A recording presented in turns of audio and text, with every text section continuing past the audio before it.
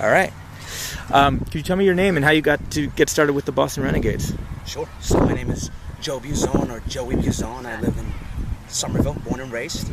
And how I really got involved in the sport is I lost my vision when I was about 16 as an adolescent. And I was, I guess you can call it an athlete, or I thought I was an athlete. I was on the Somerville high school team, freshman, and then I moved on to JV and varsity. And I had a disease then that they thought it was Leber's. Still, they don't know really what it is. It's something called a mitochondrial disease. It's very rare. My parents were both a carrier. I have children now.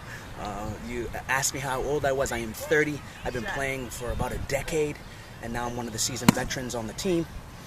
And how I really got involved, to answer the question right on, is I was really looking for something, as you can tell behind the scenes.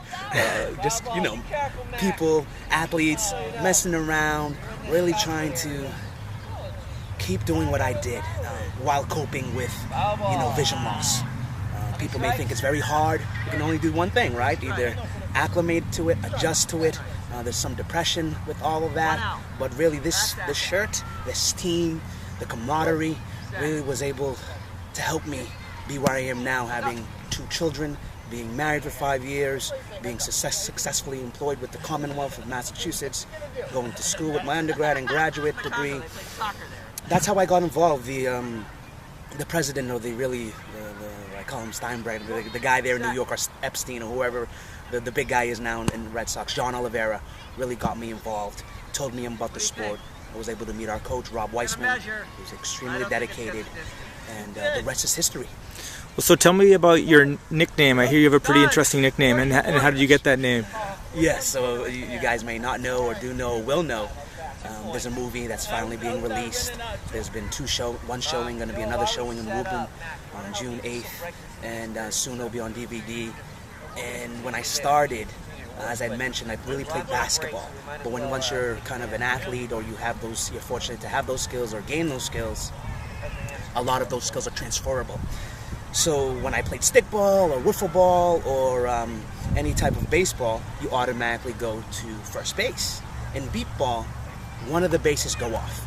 You really don't know which one, because that's one of the kind of challenges of the sport, to keep it competitive in one aspect of the game, beep ball. And so one of the bases go off. I went to first base, naturally, with traditional baseball or American pastime, but really the other base was going off, beeping, but I paid no attention to it, and I ran all the way up the line, not knowing that the other base was going off, and they told me to stop, and I believe Ron, or one of my teammates, really coined wrong way, and from then on, that's what they called me. I'm playing with my kids or family members or a bunch of my buddies, and you know how people are, if they go up the wrong way, people scream wrong way, and I stop in my tracks, because I think it's one of my other family members, if you will, the Boston Renegades, really calling me when it's a vehicle going up the wrong way. So that's kind of how I got my nickname. Gotcha. So is the Renegade something that for you is a spring-summer sport, or is the team together year-round? I really just kind of called it a family. One of our other teammates in the movie really called it a family, because it's it starts end of March, goes all the way up until August, September. But you people try to stay in touch, you know, lift weights during the off season. But it's tough, right? Because we're people that are maybe still in school, traveling challenges. It's really, the off season is probably October, November, December. But we try to keep in touch as much as possible. But as people really mature, really grow, and try to do different things, I myself haven't really been part of the team as much. I haven't been going to the World Series, and it's painful, right? Because it's a part of my life, it's part of my identity. But really, the people that you probably will see, Joe Mack, Larry Hale, Shane Canton, Tim, these are the up and coming. So when I come, hopefully they'll listen. I can hear from them what they do to hold my sport, the sport that we all love. So it is all year round, but for those that kind of really can't get to it, because I'm trying to go to my son's basketball game, and I'm trying to be a father, be a husband, and all that. So it's a family really all year round. But it's like anything else. When you come, when you come to practices, you're welcome with open arms. So you talked about getting to games. How do players arrange to get for games? I can imagine as somebody who's used to getting yourself to the ball field, that itself has been a little bit of a challenge. How do you coordinate that for every game and make sure that you can just get here?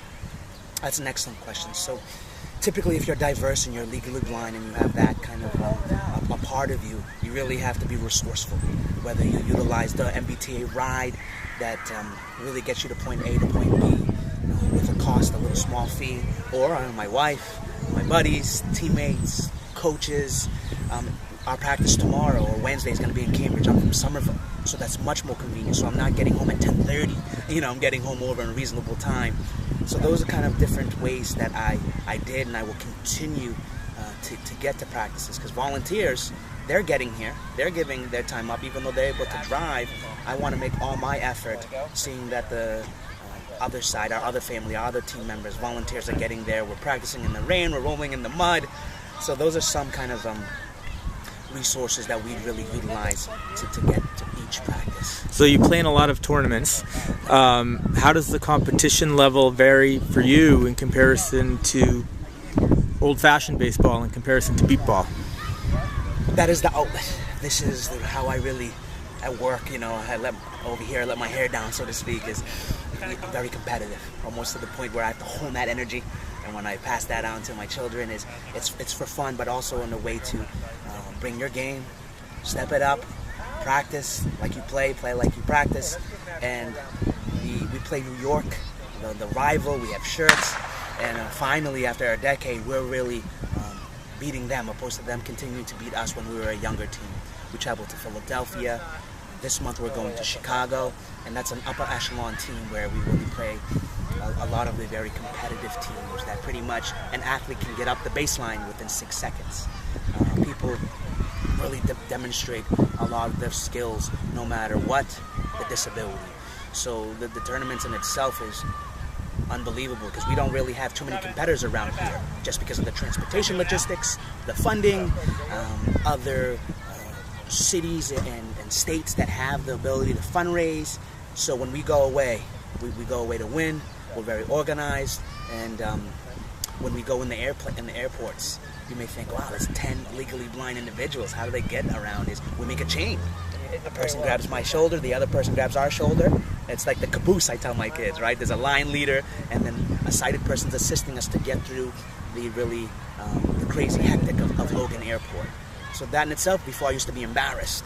I was like, Jesus, everyone's looking at us. But now I enjoy it, because it's really an opportunity to educate, awareness, and to show my father, my children, the circle of life. I like to quote the Lion King, that anything is possible. So. Great. Well, thank you very much. All right. Thank you.